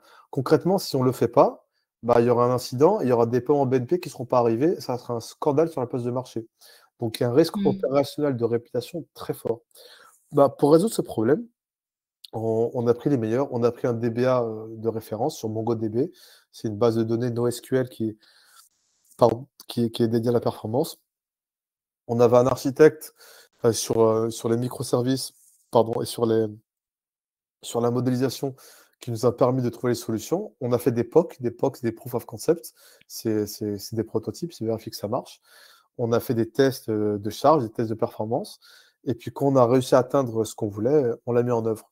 Donc, la réussite de ça, c'est être capable d'articuler une équipe de plusieurs personnes qui sont tous experts, qui ont des égos. Ça, c'est pas toujours simple, parce qu'il y en a qui sont pas d'accord entre eux. Donc, ça peut prendre du temps, mais il faut toujours tout ramener à l'objectif collectif. Toujours. C'est même vrai dans le sport. Hein. Si tu fais un sport collectif et qu'il y en a Oui, qui jouent perso, il faut poser la question, est-ce que c'est comme ça que tu vas marquer des buts, que tu vas marquer des paniers, que tu vas gagner des points? Donc, moi, je assurément. pense qu'un PO ou un chef de projet ou un leader, il doit toujours s'arranger à ramener les choses de façon collective et exemplaire. L'idée, c'est de jamais se tirer la couverture sur soi, plutôt mettre en valeur les autres. Et c'est comme ça que petit à petit, on arrive à gagner de la confiance et de la bonne réputation. En parlant de ça, en ce moment, il y a une grande tendance, enfin, tout le monde parle de ce phénomène-là, l'intelligence artificielle. Et par rapport à ton métier, product owner, est-ce que tu penses que ça peut être une menace pour le métier de product owner? Et sinon, comment on peut utiliser, toi perso, comment tu l'utilises, les outils d'intelligence artificielle dans ce métier? Ah, on en est déjà là. Attends. Euh, bah, Il n'y a pas des questions qu'on a zappées, mais enfin, peu importe. En fait, j'ai essayé de avancer sur le sujet parce qu'il nous reste pas beaucoup de temps. Ah, il n'y Et, a pas de problème, il n'y a pas de mais problème. Alors, ça laisse aussi les questions aux participants. oui, parce que juste pour Merci. info, on aurait pu parler, on avait dit, ouais, la relation équipe technique, équipe métier, on en a parlé finalement, On c'est peut vrai. revenir après, hein, t'inquiète pas, on peut Ouais, revenir c'est après. plus pour les autres que pour moi. Alors, Ouais. tout d'abord, je renvoie tout le monde vers la courbe de Gartner. C'est une courbe qu'on a vue lors du MBA, si tu te souviens, en maille. Quoique, non, qu'est-ce qu'elle dit, cette courbe? Elle dit que quand il y a une innovation qui vient, au moment où elle arrive, elle fait énormément de bruit, un bruit Je extraordinaire. me rappelle. On se dit que ça va révolutionner le monde. Ensuite, poup, ça s'écroule, on n'entend plus parler, puis doucement, ça se met en place. Souvenez-vous du Metaverse, par exemple. C'est un exemple. De la réalité virtuelle. C'est des choses, c'est qu'à ce que là, quand c'est arrivé, on a dit oui, ça va changer le monde. Bah là, on n'entend plus parler. Et dans les années à venir, doucement, on pourra avoir des applications. Donc déjà, l'IA générative, on est en plein dans le boom. Tout le monde en parle. L'IA générative, ChatGPT, je pense que tout le monde l'a utilisé. Tout le monde a pu voir qu'il y a beaucoup d'outils sur la base de ChatGPT qui sont très pratiques, qui peuvent permettre de faire des présentations rapidement, qui peuvent beaucoup aider. Mais à un moment donné, il y aura une limite, forcément. Donc déjà, je voulais juste remettre en perspective l'aspect IA. Il faut être patient d'une part. Et d'autre part, même si ça va révolutionner, ça va changer les métiers. Prenez un exemple pour les professeurs de mathématiques. À une époque, les calculatrices, ça n'existait pas. Quand les calculatrices sont arrivées, Ils se sont dit, mais à quoi vont servir les profs de maths? Bah non, les profs de maths sont là, il y a des calculatrices, il n'y a pas de problème. Pour nous, c'est naturel parce qu'on n'a connu que ce monde-là. Pareil pour Wikipédia. Quand Wikipédia est arrivé, tout le monde s'est dit, mais à quoi vont servir les profs? Il y a tout dans Wikipédia. Bah non, justement. Un enseignement, c'est vivant, il y a besoin d'un professeur, c'est mis à jour. Wikipédia, c'est génial, mais ça ne remplacera jamais un prof. Je pense qu'on est tous d'accord. Venons-en au monde de MOA, MOE. L'IA, en fait, ça permet d'automatiser des tâches qu'on maîtrise. Pour moi, c'est vraiment ça. On pense surtout à ChatGPT, puisque l'IA, c'est très large, hein. Il y a le machine learning, il y a le deep learning, enfin, il y a beaucoup de choses. Là, on pense souvent à ChatGPT. L'IA, ça sert à automatiser des tâches qu'on maîtrise. Quelqu'un qui ne maîtrise pas un sujet, l'IA, ça ne va lui servir à rien, parce que de toute façon, ça prend plein d'erreurs. Il faut être capable de challenger. Mais quand on maîtrise quelque chose, exemple, faire des graphiques, des présentations, des codes, on peut le déléguer à l'IA. Donc oui, l'IA va changer nos façons de travailler. Ça, c'est certain. Aujourd'hui, avec ChatGPT, on est capable même de générer des programmes. Je ne sais pas si Ah vous vous oui? rendez compte, ça pourrait presque remplacer des informaticiens. Donc si on Ah oui, doit se carrément. projeter vraiment à long terme, moi je pense qu'un jour ou l'autre, le métier de MOA et MOE pourrait fusionner.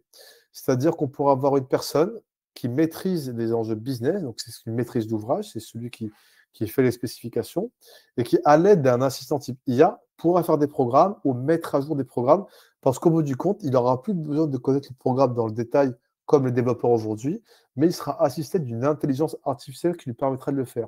Mais dans tous les cas de figure, il devra être capable de challenger ce code, donc de comprendre un minimum, c'est pour ça que les développeurs ne vont pas disparaître.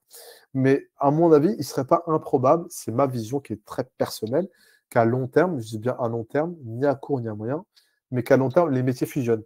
Parce que c'est le sens logique, en fait. Aujourd'hui, c'est cloisonné parce qu'on l'a hérité du monde du cycle en V. Demain, si l'IA est capable d'aider une personne à faire des programmes, bah, je pense que cette personne pourra à la fois être responsable du produit, c'est l'équivalent d'une maîtrise d'ouvrage, et responsable de la solution technique, c'est l'équivalent d'une maîtrise d'œuvre. Donc, je verrais bien les métiers fusionner grâce à l'aide de l'IA, mais vraiment à long terme, hein, pas pour aujourd'hui. Alors, du coup, bah, merci beaucoup, Ader. Je suis bien d'accord avec toi que les métiers un peu intermédiaires ou avoir une vision entre plusieurs équipes comme Product Owner, ça va pas disparaître comme ça. On va utiliser plutôt l'IA pour remplacer les tâches répétitives et surtout les tâches qu'on maîtrise bien. Et notre rôle, c'est plutôt challenger et avoir une rôle de leader. On est d'accord sur ces tâches. Exactement. Et en fait, là, justement, j'ai vu Bertrand nous a posé quelques questions. Donc, si on revient là-dessus, ça t'intéresse qu'on répond tout de suite à ces questions ou on laisse Mais jusqu'à la moi, fin? c'est toi qui décides, hein.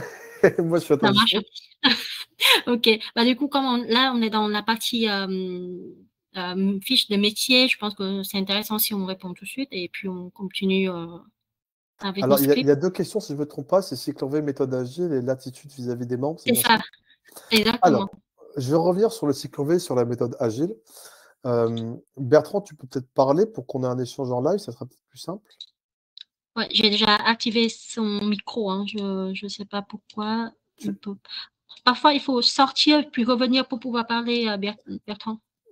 Ou sinon, répondre dans le chat, c'est pour être certain que vraiment tu reçois bien ce que j'explique. Donc écoute, je vais commencer et puis on verra si tu écris. Enfin, en tout cas, on regarde le chat. Il n'y a pas de problème. Si jamais tu n'arrives pas à parler, on regarde le chat. Alors, le cycle en V, alors je ne reviens pas sur le détail, je pourrais, mais c'est juste ce qu'il faut comprendre dans un cycle en V. Tu pars d'un cahier des charges ou de spécification ou d'hypothèse, donc du besoin. Tu as un besoin donné. Exemple, je veux faire une fusée de telle façon. Voilà, là, j'ai pris la fusée, c'est un cas extrême. Je veux faire une fusée. Et tu mets tout le document sur la fusée. Et tu donnes au 1er janvier le cahier des charges. Et la fusée sera prête dans 3 ans. Donc, à la fin des 3 années, ta fusée, elle est faite. La difficulté du cycle en V, c'est quoi? C'est qu'en fait, un besoin, ça évolue. Il y a des matériaux qui sont développés, il y a des nouveaux savoir-faire, des nouvelles technologies. Et pendant les 3 ans, il y a pu avoir des innovations qui auraient pu permettre d'avoir une meilleure fusée. Et donc, ces innovations-là, bah, tu n'es pas capable de les prendre en compte parce que tu es parti de ton plan original. Donc, la difficulté, c'est première chose, la fusée que tu vas avoir dans 3 ans, elle répondra aux besoins de 3 ans d'avant, mais finalement, elle sera déconnectée de la réalité tellement les choses auront évolué. Donc, le cycle en V qui est de dire je pars d'un besoin à un instant T, comme si le besoin allait être figé dans le temps, en fait, c'est une gageure, c'est pas vrai, c'est impossible. Donc, c'était ça la première difficulté. Il était plutôt question d'avoir un cahier des charges dynamique qui bouge. Et comment on fait pour avoir un cahier des charges dynamique? Plutôt que de prendre tout le cahier des charges d'un coup, on prend un petit morceau. On considère qu'un cahier des charges, c'est une suite de fonctionnalités. Je fais le premier niveau, je fais le deuxième niveau, je fais l'allumage, je fais la webcam, l'oxygène, enfin, tout ce qu'il peut y avoir dans une fusée. Mais je l'ai fait au fur et à mesure. Je commence par ce qui me paraît fondamental, ce dont je suis certain que ça ne va pas bouger parce que c'est du socle. Je commence par ça et j'ajoute les fonctionnalités au fur et à mesure. Comme ça, je suis en capacité de prendre, de prendre en considération euh, toutes les évolutions techniques. Donc ça, c'est pour l'aspect dynamique, pour être capable d'être réactif vis-à-vis des innovations, vis-à-vis de la réglementation. La réglementation, c'est très important. Si tu ne la suis pas, ta fusée, elle ne décolle pas. C'est la loi, la réglementation. Et l'autre aspect, si on parlait de l'aspect effet tunnel, donc toujours on reprend la métaphore, tu regardes un tunnel vu de haut, la voiture, elle rentre dedans. Tant qu'elle n'est pas sortie du tunnel, tu ne sais pas aller où. Le projet, c'est pareil. L'effet tunnel, ça veut dire, pendant les 3 ans où on construit la fusée, alors c'est peut-être 10 ans, j'en sais rien, mais c'est pour l'exemple, bah, au bout d'1 an, tu ne sais pas est-ce qu'on a fait 10%, 20%, 30%, est-ce qu'on a eu des problèmes, est-ce qu'on n'a pas eu de problème, tu n'as aucune visibilité. Est-ce qu'on va tenir les 3 ans, est-ce qu'on va être en retard, est-ce qu'on va être en avance, tu ne sais pas. L'agilité, ça sert à ça. Plutôt que de partir d'un scope d'hypothèse fixe dès le début, on fait des petites fonctionnalités et là, on sait exactement où on en est. Si jamais il y a une réglementation qui débarque, qu'il faut la prendre en charge rapidement, on peut le faire. On n'est pas bloqué. Donc, j'aurais bien aimé savoir si c'est clair pour toi, Bertrand. Mais là, comme il n'écrit pas dans le chat, bah, n'hésite pas à revenir. Sinon, écoute, au pire, il y a mon LinkedIn, c'est mon prénom pour mon nom. Tu me contactes directement, il n'y a aucun problème. Je vais venir à la deuxième question. Après, je vois qu'il y a Kim Fan qui aura une question, ce sera avec plaisir. Quelle doit être l'attitude d'un product owner envers les membres de son équipe? C'est une excellente question. On est dans le monde de l'agilité. Donc, dans le monde de l'agilité, il n'y a pas de product manager, il n'y a pas de chef de projet. Le product owner, il n'est pas là pour faire son petit chef. Il n'est pas là pour dire toi tu fais ça, toi tu fais ça, toi tu fais ça. C'est incompatible avec le mindset agile. Le mindset agile, c'est tout le monde est responsable. Le dev est responsable du projet en faisant ses devs. Le Scrum Master, qui en gros articule, fluidifie le sprint, est responsable du projet en fluidifiant le sprint. Vous n'êtes pas chef de projet. Le Product Owner, il est là pour gérer la backlog. Donc la backlog, c'est la réserve de fonctionnalités. C'est une suite de fonctionnalités et il les priorise. Il la met à jour et il en rend certains plus prioritaires, d'autres moins prioritaires. C'est lui qui les définit. Il n'est pas chef de projet. Il n'est pas là pour dire toi tu fais ça à tel moment, toi tu fais ça à tel moment. C'est pas du tout le boulot. Il est là pour dire moi j'ai ces 2 fonctionnalités-là, je veux qu'elles soient faites pendant ce sprint. Ensuite, les développeurs, l'équipe de dev articulée par le Scrum Master vont prendre en charge ces fonctionnalités.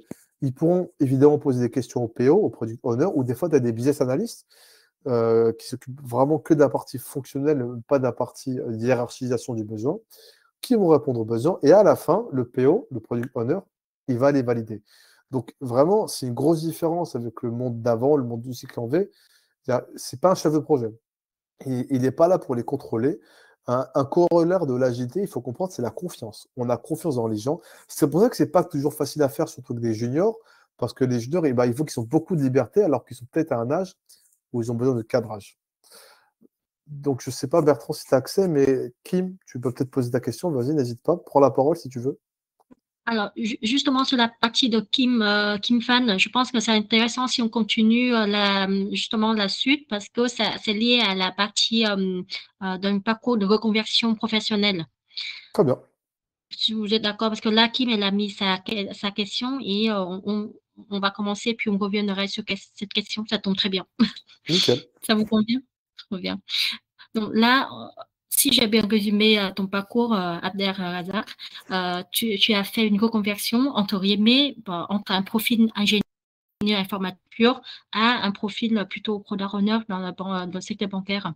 Quels sont les conseils que tu donnerais aux professionnels ou aux étudiants qui envisageant une reconversion dans le domaine bancaire, notamment ceux qui ayant le même profil que le tien à leur début? Alors, déjà, ce qu'il faut comprendre, c'est que de façon générale, c'est vrai pour l'IT, c'est vrai dans le monde de l'entreprise et c'est vrai dans la vie en général. Quand on a un projet, il faut travailler. C'est pas en faisant 35 heures par semaine que tu réussiras ton projet, tu dois travailler plus. Et je dirais même, si tu as un projet ambitieux, il faut travailler plus que les autres. Ça, de base, il ne faut pas dire de cette hypothèse-là. Ça, je pense que tout le monde est d'accord là-dessus, mais j'insiste. Comment on fait? Il y a différentes façons de faire. Alors, le plus simple, c'est quand tu es sur un projet où tu es côté IT, il faut que tu t'intéresses à ce qu'ils font côté maîtrise d'ouvrage, côté métier. Et s'y intéresser, ça veut dire ne pas hésiter à participer. Toi, tu es développeur, tu as fait ton dev, tu es content, il est 18 heures, plutôt que de partir, tu peux appeler ta maîtrise d'ouvrage ou ton métier, lui demander qu'est-ce qu'il fait, lui proposer ton aide. Alors peut-être qu'au début, il sera étonné, mais si tu as établi un lien de confiance avec lui, qui t'apprécie peut-être humainement, qui t'apprécie professionnellement, il sera content. Et il te dira, écoute, moi j'ai deux gros sujets, un gros, un petit. Si tu veux prendre le petit sujet, regarde comment c'est, propose quelque chose, propose une spécification. Il faut vraiment être force de proposition. Il faut aider, c'est-à-dire le rôle que tu veux prendre, qu'il soit business, qu'il soit product owner, il faut que tu identifies quelqu'un qui a déjà ce rôle et que tu l'aides dans son travail. Ensuite, naturellement, tu vas commencer à prendre en charge des choses qu'il fait lui-même. Le jour où il sera en congé, on dira, ah tiens, mais il n'est pas là, ah peut-être que Abdelrazak il peut le faire. Donc, il ne faut pas hésiter sur place, en entreprise, à aller essayer de faire du travail qu'on n'est pas censé faire, mais ce n'est pas grave. Vous pouvez être certain qu'un chef de projet, qu'un responsable de département, peu importe, quand il voit que le travail il est fait, il est très content. On ne vous reprochera jamais, jamais de faire plus de travail que prévu. On sera content. Donc, c'est vraiment du win-win. Donc, il y a déjà ce côté-là. Alors, il ne s'agit pas d'être un requin, il ne s'agit pas d'avoir les dents qui règlent le parquet. C'est toujours fait en bonne intelligence. Il ne s'agit pas de se battre avec les gens. Il s'agit de proposer toujours, d'ajouter de la valeur. C'est ça qui doit être fondamental. Qu'est-ce que j'apporte à au projet dans sa globalité? Donc déjà, il y a ça. En entreprise, c'est comme ça qu'on peut faire des reconversions. C'est s'intéresser au travail que font les autres, dont, entre guillemets, on veut prendre la place, les assister jusqu'à qu'à un moment donné, on le fasse naturellement. Il y a ce point-là. Et Ensuite, oui. oui. Continue, pardon. Ensuite, il faut mettre les moyens en œuvre. Moi, j'ai fait un master en finance. Alors, certains me disent que c'est beaucoup pour ça. Moi, je ne pense pas parce que moi-même, j'ai envie de comprendre. Je veux comprendre les choses. J'ai appris plein de choses dans mon master en finance. Par exemple, vous savez, des fois, on entend les taux montent, les taux baissent. Avant, je n'avais aucune idée de ce que ça voulait dire. Là, je comprends très bien. Je comprends très bien l'impact. Je comprends très bien que les entreprises peuvent faire des taux bas. Je comprends très bien que quand on met des taux hauts, c'est pour ralentir l'inflation, pour inciter les gens à épargner et que ça montre la vitalité d'une économie. C'est des choses dont je ne me rendais pas compte. Donc, même en tant qu'être humain, entre guillemets, ça m'a aidé. Mais pour revenir à la question, il faut mettre les moyens en œuvre. Si tu veux te reconvertir, forme-toi. Donc, il y a la partie formation que je viens d'évoquer et la partie sur le terrain, arriver à se mettre en situation où tu fais déjà ce travail. Justement, la question de Kim, c'est que, alors je permets de lire, je suis actuellement product owner sur le projet CRM. Ouais. Je n'ai pas de naissance dans le secteur bancaire ou financier. Quelle formation recommanderiez-vous pour pouvoir travailler dans ce secteur en tant que PO? Est-ce que tu as des suggestions? Donc déjà, elle bosse pour une banque à la base? Ou elle bosse pour qui? Je crois pas. Kim, dans quelle entreprise ou dans quel secteur tu travailles actuellement, s'il te plaît? Elle n'est pas obligée de donner le nom, c'est pas un problème, juste le secteur. Oui, voilà, dans juste le secteur, quoi.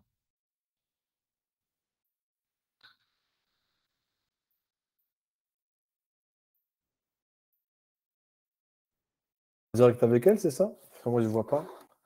En fait, c'est dans le Q&R. Ah, elle l'a mis, je travaille pour Métro. Ah, pardon, j'ai pas baissé la scroll bar. Ah, Claire, merci. Oui. Super. Bertrand, ça me fait plaisir. Pour Métro. Ah oui, d'accord. Donc là, tu n'es pas du tout dans ce monde-là. OK. Donc là, c'est un changement de secteur. Très bien. Alors, par où commencer? Ce que tu devrais faire, ce que je te recommande, tu es en interne ou tu es consultante externe?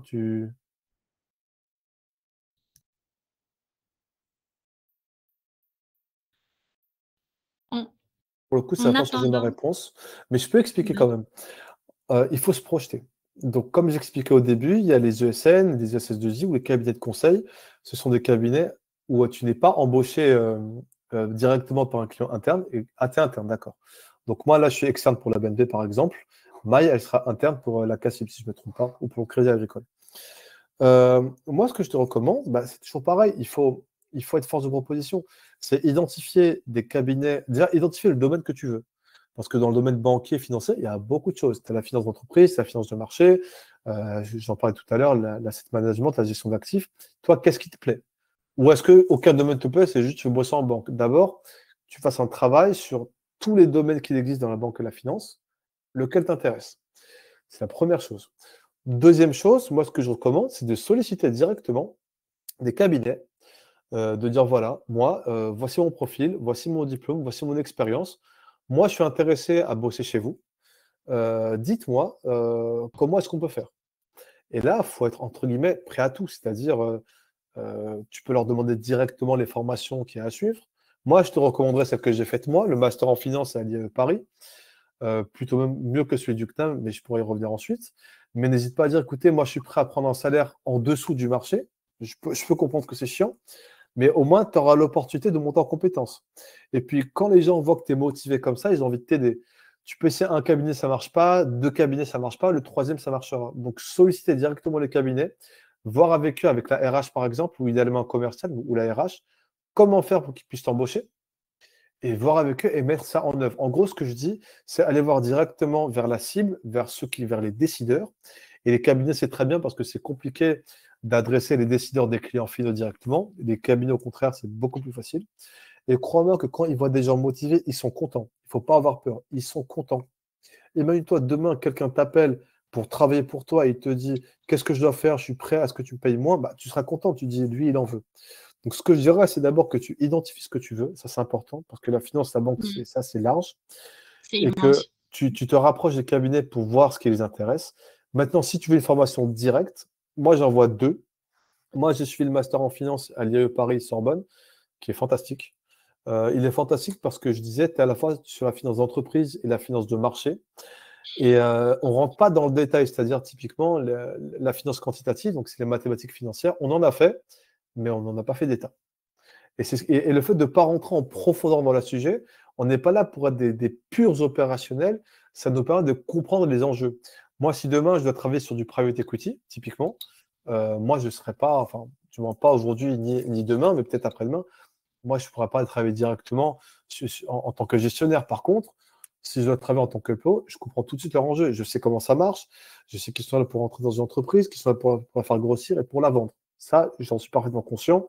Je suis conscient qu'il y a des investisseurs derrière, donc il y a des enjeux de performance, de rendement. L'autre formation, c'est au CNAM. Alors, quand tu es fait au CNAM, donc le Conservatoire national des arts et métiers, tu dois choisir entre la finance d'entreprise ou la finance de marché. Leur master, il n'est pas réuni en un seul comme à Paris. Par contre, il va beaucoup plus en profondeur. Si tu veux vraiment comprendre l'opérationnel pur, les mathématiques financières, rentrer vraiment dans la profondeur du sujet, ce qui peut être bien finalement. Je ne dis pas que l'un est mieux que l'autre, tout dépend de tes objectifs, tu peux aller là-dedans. Maintenant, si tu sais quel domaine tu veux faire, si tu veux faire du contrôle de gestion, tu as des certificats. Le CNAM en propose, je pense qu'il y a Paris en propose, et les IAE de façon générale en proposent, visent juste le certificat pour le domaine qui t'intéresse.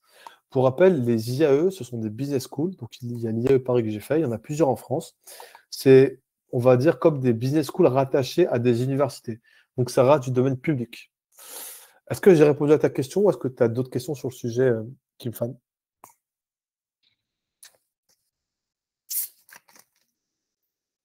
J'en profite pour compléter la réponse de Abderrazak. C'est que chez Finadia, on vous propose Phineas, c'est un assistant intelligent qui peut vous recommander les formations en fonction de votre profil, que ce soit étudiant ou actif professionnel qui cherche à reconvertir vers la finance. Donc, n'hésitez pas à nous contacter pour pouvoir tester ce bot. Il est en version bêta testing et on a eu pas mal de retours positifs sur ce bot. Donc, voilà, juste un petit commentaire. Alors, Kim, elle a dit, merci beaucoup pour tes conseils. Ah bah ça fait plaisir.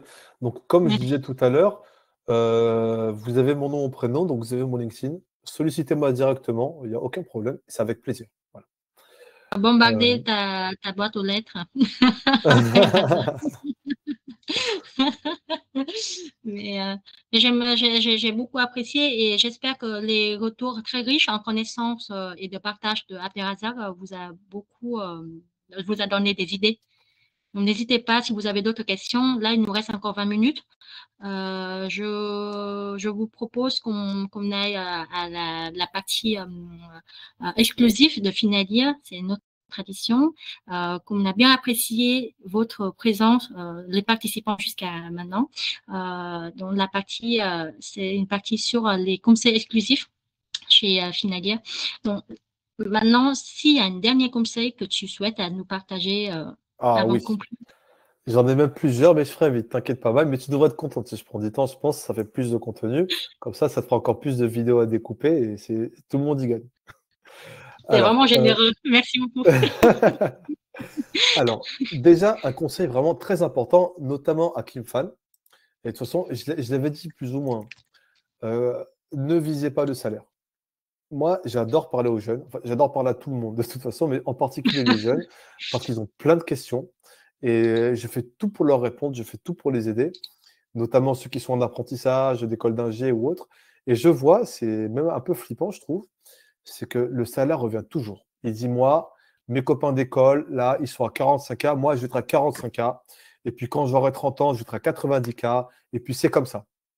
Et en fait, ça ne marche pas comme ça, le monde du travail. Il ne faut pas raisonner salaire.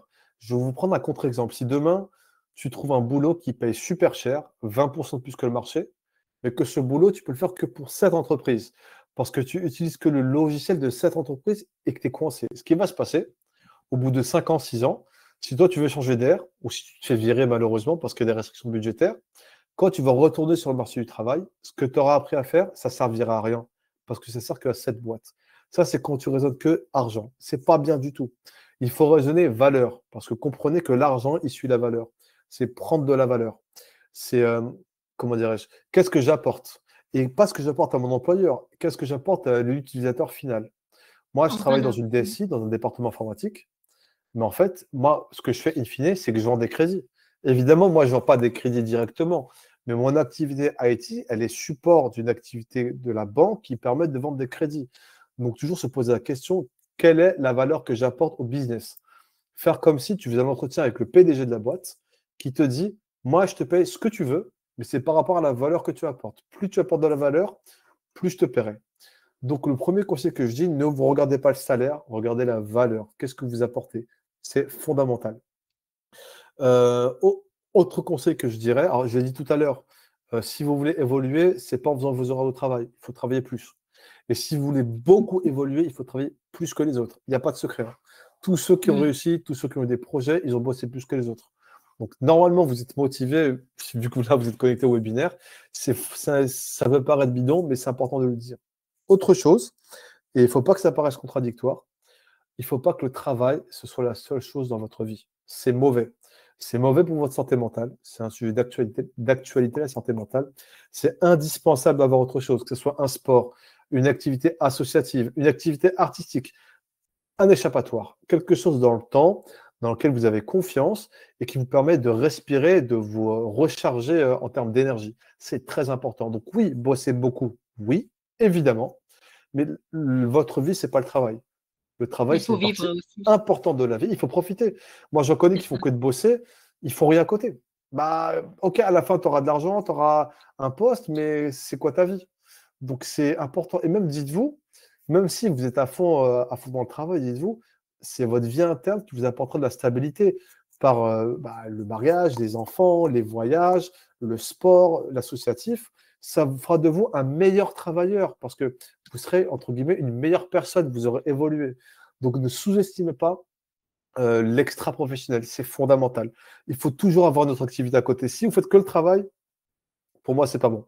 Il faut avoir une soupape de respiration. Enfin, je dirais être capable d'avoir des objectifs clairs. Donc, si on reprend l'exemple de Kim Fan, elle veut faire, comment dirais-je, elle veut se réorienter dans la banque en tant que product owner. Elle est déjà product owner CRM pour la grande distribution. Bon, en fait, déjà, c'est vrai que je ne l'ai pas dit, mais ce qu'elle pourrait faire, c'est continuer de faire du CRM, mais plutôt que ce soit pour la grande distrib, pour les banques. Vous voyez, c'est aller à un palier intermédiaire. Ça c'est une solution. Ce que je suis en train de dire, c'est connaître ses objectifs, être capable de les écrire, de dire mon objectif 1, c'est être PO sur du CRM dans une banque, mon objectif 2, c'est être PO sur du métier business pour la banque. Ou bien autre scénario, je vais rentrer directement dans un cabinet, quitte à faire être business analyst ou un analyste basique ou même testeur, c'est pas grave. Au moins, tu rentres dans le cabinet, tu rentres dans la banque et ensuite tu passes PO, c'est mettre ses objectifs intermédiaires, bosser, c'est important. Ensuite, faire le point. Si au bout de 2 ans, tu vois que tu es trop loin de tes objectifs, mais change, pars. Cherche un autre employeur, cherche d'autres opportunités, c'est normal, il n'y a aucun problème. Donc, quand je dis qu'il faut bosser dur, c'est pas en étant aveugle. Il faut être un moment capable de lever le crayon, comme on dit, et c'est pour ça que je dis que faire des activités à côté, ça permet d'avoir du recul et de se demander est-ce que je suis dans la bonne direction? Oui ou non? Si oui, ben on continue, il n'y a pas de problème. Donc, ce que je dirais, c'est ça. Et puis, enfin, soyez indulgent avec vous-même. Je me souviens sur les questions qu'on préparait avec Maï, il y avait la question de l'échec et de l'erreur. Que faire en cas d'échec? Que faire en cas d'erreur? Il faut comprendre que l'échec, c'est normal. Il n'y a pas une personne au monde, même Elon Musk, il n'y a pas une personne au monde qui n'a pas eu d'échec. Il faut bien intégrer parce que c'est vrai qu'en France, c'est quelque chose qu'on n'a pas forcément. L'échec, c'est normal. On dit même que la réussite, c'est une suite d'échecs finalement. L'échec, entre guillemets, c'est même bien parce que si vous faites bien les choses, c'est là que vous apprenez. Quand vous avez un succès, bah, qu'est-ce que vous avez appris? Bah, en fait, rien. Vous avez eu un succès, vous avez appris des choses sur le tas, évidemment. Mais c'est un succès. Quand vous avez des échecs, le travail, c'est de se poser la question, où est-ce que ça n'a pas marché? Qu'est-ce que j'aurais dû faire? Si je pouvais revenir en arrière, quel conseil je me serais donné? Et c'est comme ça qu'on progresse. Typiquement, quand on veut monter une entreprise, la première, elle ne marche jamais, tout le monde le sait. Enfin, Maï, je te souhaite que ça marche, évidemment, mais en général, Merci, Abdel. non, mais c'est ce que tout le monde dit. Mais Non, je ce qui va se comprends. passer, c'est que tout ce que tu auras appris en faisant la première, ça va te permettre de faire la deuxième en allant beaucoup plus vite, en évitant les erreurs, et elle va cartonner. Et moi, je regarde un petit peu les entrepreneurs, c'est souvent ça qui revient. Donc, soyez indulgents avec vous-même. Si ça ne marche pas tout de suite, c'est pas grave. Juste prenez les bonnes décisions. C'était ça mes petits conseils. Bah justement, je voudrais rajouter sur ce point, c'est que hier, j'ai participé à une conférence pour les enfants. Et justement, on a sorti une statistique très intéressante sur les échecs et les réussites. C'est que, vous savez, quand les enfants apprennent à marcher, nous tous, vous savez combien de fois ils sont tombés avant de pouvoir marcher correctement? Au moins 2000 fois. Et ben voilà. Voilà, si les enfants y arrivent, nous aussi on peut y arriver. Donc voilà, il ne faut pas lâcher, il ne faut pas abandonner au deuxième essai, quoi. Et si pour ceux qui souhaitent suivre Finali, on a un programme de coaching qui peut vous accompagner. On a des outils qui peuvent vous aider pour clarifier votre objectif professionnel et aussi trouver votre point fort et point faible pour chacun de ces objectifs. Donc n'hésitez pas à nous contacter suite à la conférence. Et merci beaucoup Abdelrazak pour tous tes partages, tes conseils. Je trouve que c'est très pertinent pour ma part, hein, parce que je sais que là, tout ce que tu viens de nous partager, c'est un fruit des expériences que tu as pu vécu, tes échecs, tes réussites. Et tu es très généreux de partager toutes tes connaissances à nous tous. Donc, merci beaucoup à toi, Merci beaucoup pour ton invitation. Alors, je le dis, je le répète pour tous les auditeurs, vous avez mon contact, vous pouvez me solliciter. Ensuite, merci à FinID. Si tu veux qu'on fasse d'autres capsules comme ça, c'est possible. On pourrait parler de sujets plus métiers, sur le risque de crédit, sur l'ALM, etc. Pourquoi pas? C'était aussi très intéressant pour moi de pouvoir comme ça partager cette expérience et j'espère que ça pourra tous vous servir. Merci beaucoup. Juste attendez, ne quittez pas encore, mesdames, messieurs. Il nous reste encore quelques minutes et vous pouvez, il y a un saut qui est intéressant pour nous à la fin pour justement voir par rapport à la réalité de notre événement et donc pour améliorer notre événement et aider les autres personnes qui ont le même projet professionnel que vous. Donc, pour pouvoir le faire, vous allez cliquer dans sondage. Il y en a 3 petites questions et ça ne vous prend pas plus que 2 minutes. Donc, merci beaucoup pour votre réponse. Donc, voilà, je vous laisse 3 minutes pour répondre.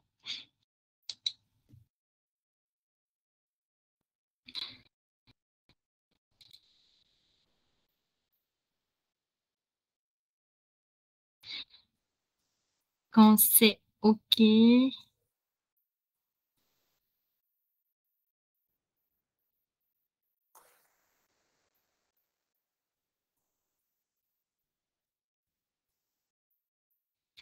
Je suis désolée pour mon caméra. Je ne sais pas pourquoi aujourd'hui mon Internet est vraiment terrible. Ouais, t'as pas payé, c'est pour ça. Je pense que c'est à cause de la pluie. C'est le temps de... Bon, ben, merci encore pour votre participation. Et Merci à tous. ce sera une très bonne occasion pour la prochaine fois. Si on a d'autres sujets pour aller dans la profondeur et si tu seras disponible, tu seras le bienvenu chez nous. Et on aimerait bien avoir tes expériences très riches. Entendu. Merci beaucoup, Maï. Merci à tous. Bon, je vous souhaite une très bonne soirée et n'hésitez pas à nous contacter si vous avez des questions, vous avez des besoins pour les coachings ou les mentors. Merci encore et passez une bonne soirée.